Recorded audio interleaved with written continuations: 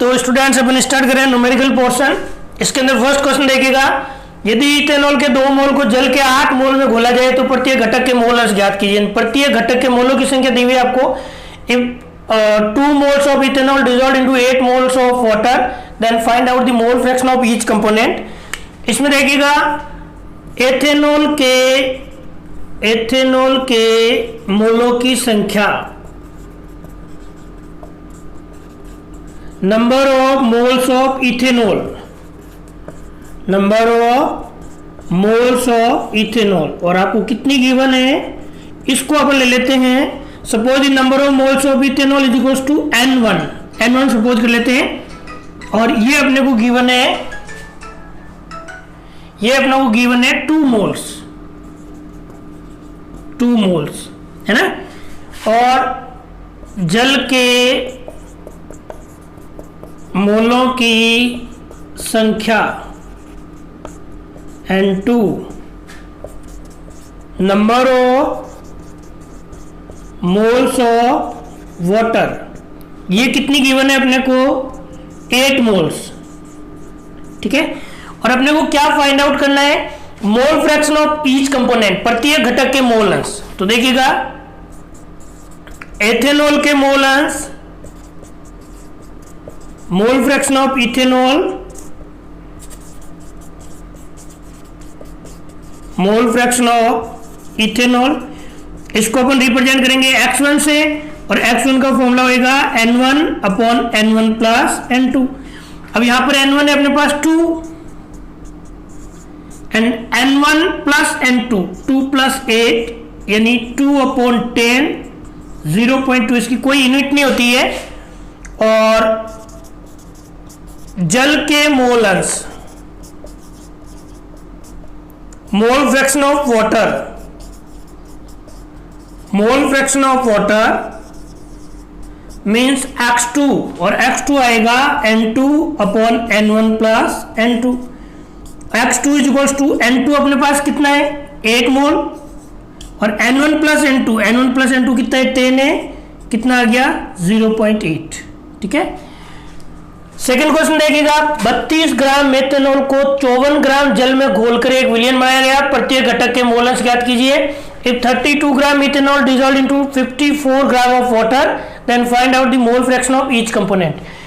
इसमें डायरेक्टली आपको number of moles दिया हुआ था, इसके अंदर आपको मास दे दिया, द्रव्यमान दे दिया। इससे आप पहले number of moles find out करो, उसके बाद में मोल फ्रैक्शन फाइंड आउट करो। तो देखिएगा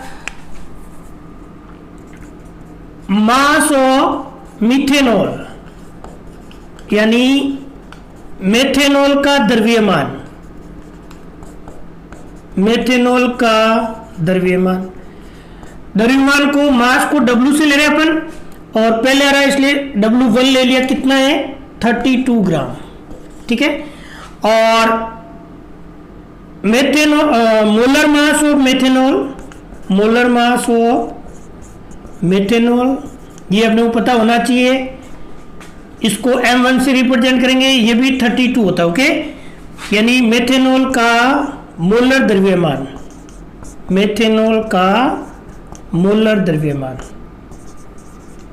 यहां से आप मेथेनॉल के मोलों की संख्या निकालो, number of moles of methanol, number of moles of methanol means आपको n1 फाइंड आउट करना है, मेथेनॉल के मोलों की संख्या, मेथेनॉल के मोलों की संख्या, ठीक है। और इसको अपन निकालेंगे कैसे, W1/m1, मतलब आपको W1 कितना गिवन है 32, और m1 आपको गिवन है 32, कितना आ गया 1 मोल, 1 मोल, ठीक है। और सेकंड आपको दिया हुआ है, सेकंड आपको दिया हुआ है जल यानी वाटर, जल का द्रव्यमान, mass of water, mass of water means W2, और ये दे रखा आपको 54 ग्राम, ये देखो 54 ग्राम, ठीक है। तो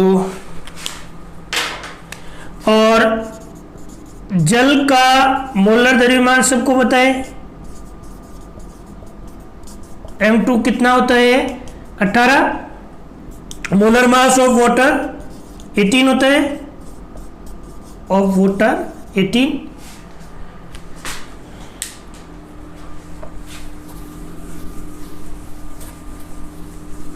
यहां से आप जल के मोलों की संख्या, number of moles of water find out करो। जल के मोलों की संख्या यानी N2, नंबर ऑफ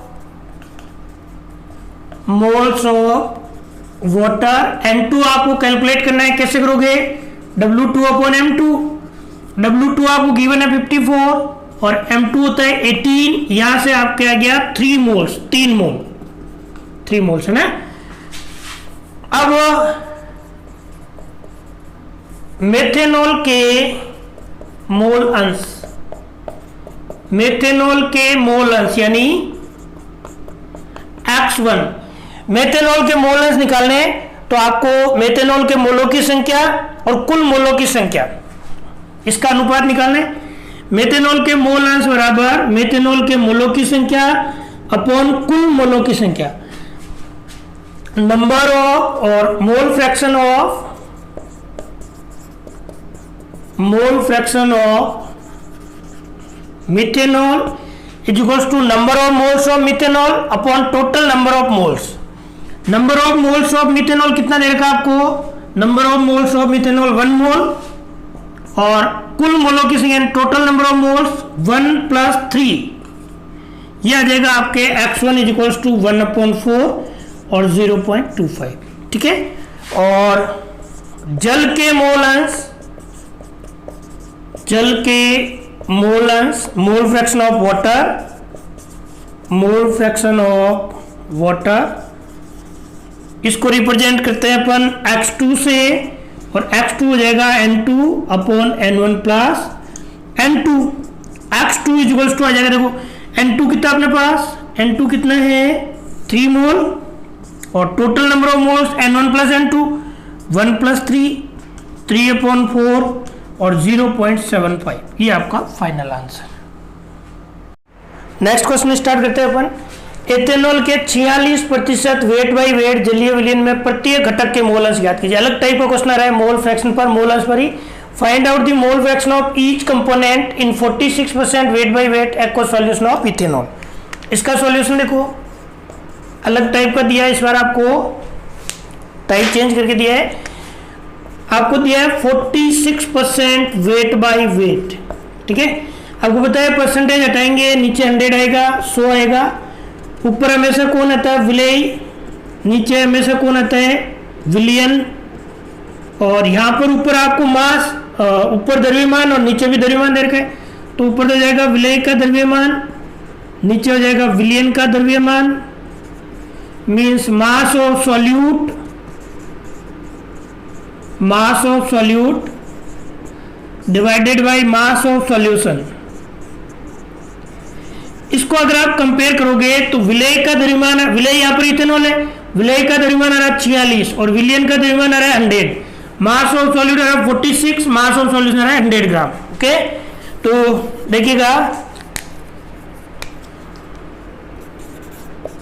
विलेय यानी इथेनॉल, विलेय को 2 से रिप्रेजेंट करेंगे अपन पूरे चैप्टर के अंदर, सॉल्यूट को 2 से रिप्रेजेंट करेंगे। ओके, विलेय का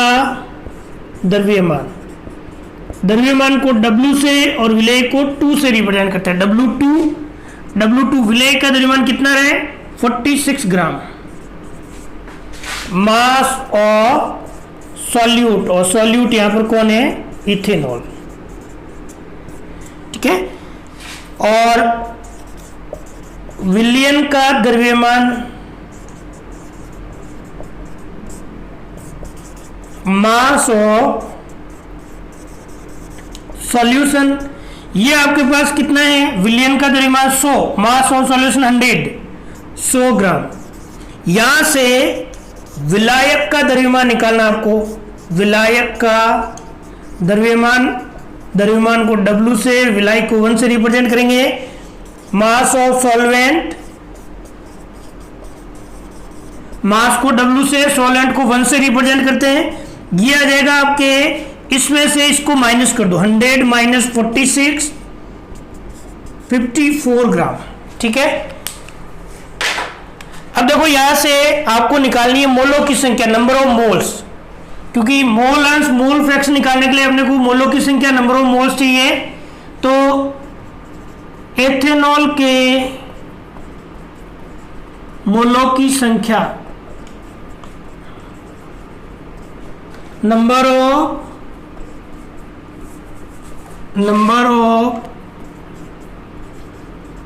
मोल्स ऑफ इथेनॉल, इसको अपन रिप्रेजेंट करेंगे N2 से, और N2 आ जाएगा W2/M2, मतलब एथेनॉल का द्रव्यमान बटे एथेनॉल का मोलर द्रव्यमान, mass of ethanol divided by molar mass of ethanol. W2 अपने पास कितना है, W2 अपने पास है 46 ग्राम, और एथेनॉल का अणुभार मोलर मास निकाल के देख लेना, 46 ही होगा। तो यहां से N2 आ गया अपने पास 1 मोल 1 मोल। ठीक है, और सेकंड अपने को निकालना है जल के मोलों की संख्या, मतलब जल यानी विलायक, यहां पर विलायक कौन है, जल है, क्योंकि इसने दिया है जलीय विलयन, एक्वस सॉल्यूशन। ठीक है, इसलिए जल के मोलों की संख्या N1 बराबर होगा जल का द्रव्यमान अपॉन जल का मोलर द्रव्यमान, mass of water divided by molar mass of water, और मास ऑफ वाटर जल का द्रव्यमान अपने पास कितना है 54, और जल का मोलर द्रव्यमान मोलर मास 18 होता है, सबको पता है। तो यहां से N1 आ गया अपने पास 3 मोल। ठीक है, तो जल के मोल अंश मतलब mole fraction of water, mole fraction of water, यहां ले लेते हैं इसको, mole fraction of water x1 is equal to आएगा N1/N1 प्लस N2, और N1 अपने पास है 3, और N1 है 1 प्लस 3/4 0.75। ऐसे जैसे एथेनॉल के मोल अंश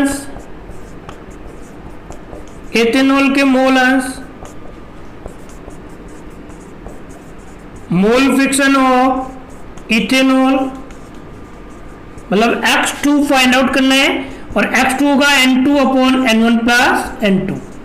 N2 कितना अपने पास 1, और N1 प्लस N2 यानी 1 प्लस 3 1/4 0.25। ठीक है, तो ये तो जल के मोल अंश आ गए, ये आ गए एथेनॉल के मोल अंश। एक क्वेश्चन आपके लिए लिखा हुआ है, एथिलीन ग्लाइकोल के मोल अंश की गणना कीजिए यदि विलयन में एथिलीन ग्लाइकोल का 20% द्रव्यमान उपस्थित हो। सेम वैसे विषय, find out the mole fraction of ethylene glycol if ethylene glycol is present 20% by mass in solution. Okay, तो ये आपको करना है। तो स्टार्ट करते हैं नेक्स्ट क्वेश्चन नंबर 5। उस विलयन की मोलरता ज्ञात कीजिए। मोलरता ज्ञात करनी है आपको, जिसमें 5 ग्राम NaOH 500 मिलीलीटर विलयन में घुला हुआ है।